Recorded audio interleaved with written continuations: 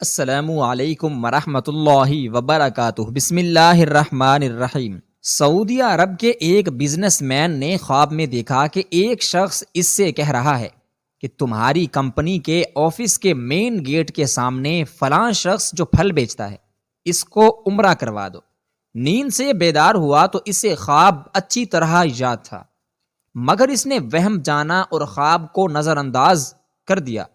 3 دن مسلسل ایک ہی خواب نظر آنے کے بعد وہ شخص اپنے علاقے کی جامع مسجد کے امام کے پاس گیا اور اسے اپنا خواب سنایا۔ امام مسجد نے کہا، اس شخص سے رابطہ کرو اور اسے عمرہ کروا دو۔ اگلے روز اس شخص نے اپنی اس کمپنی کے ایک ملازم سے اس پھل فروش کا نمبر معلوم کرنے کو کہا۔ بزنس مین نے فون پر اس پھل فروش سے رابطہ کیا اور کہا کہ مجھے خواب میں کہا گیا ہے کہ میں تمہیں عمرہ کرواؤں، لہٰذا میں اس نیک کام کی تکمیل کرنا چاہتا ہوں۔ پھل فروش زور سے ہنسا اور کہنے لگا، کیا بات کرتے ہو بھائی، میں نے تو مدت ہوئی کبھی فرض نماز ادا نہیں کی اور بعض اوقات شراب بھی پیتا ہوں، تم کہتے ہو کہ تم مجھے عمرہ کروانا چاہتے ہو۔ بزنس مین اصرار کرنے لگا، اسے سمجھایا کہ میرے بھائی، میں تمہیں عمرہ کروانا چاہتا ہوں، سارا خرچ میرا ہوگا۔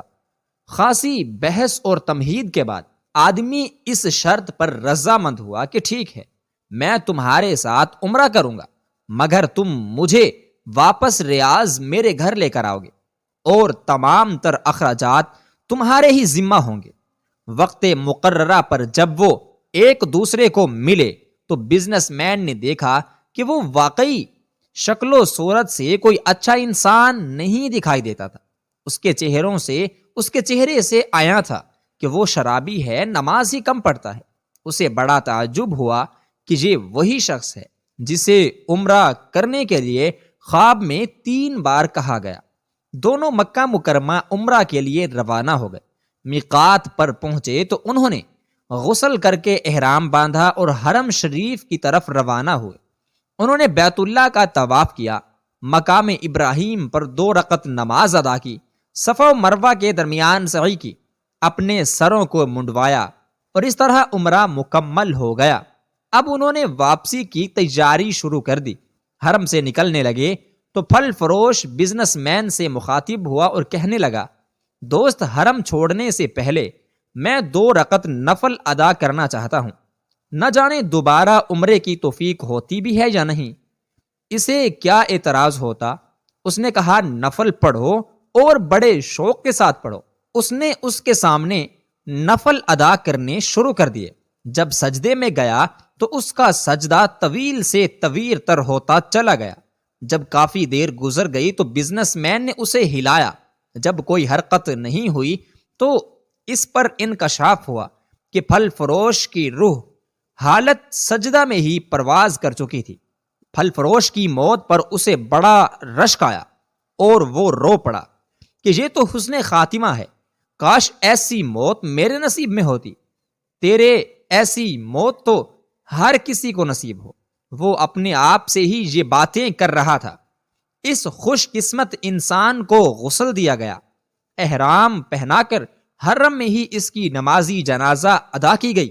ہر زان و فزندان اسلام نے اس کا نمازی جنازہ پڑھا اور اس کی مغفرت کے لیے دعا کی گئی۔ اس دوران اس کی وفات کی اطلاع ریاض اس کے گھر والوں کو دی جا چکی تھی۔ بزنس مین نے اپنے وعدے کے مطابق اس کی میت کو ریاض پہنچا دیا، جہاں اسے دفن کر دیا گیا۔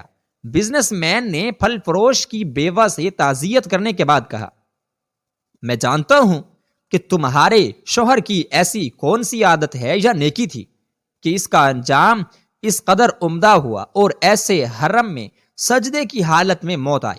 بیوہ نے کہا، بھائی، میرا خاوند کوئی نیکوکار آدمی تو نہیں تھا اور اس نے ایک لمبی مدت سے نماز روزہ بھی چھوڑ رکھا تھا۔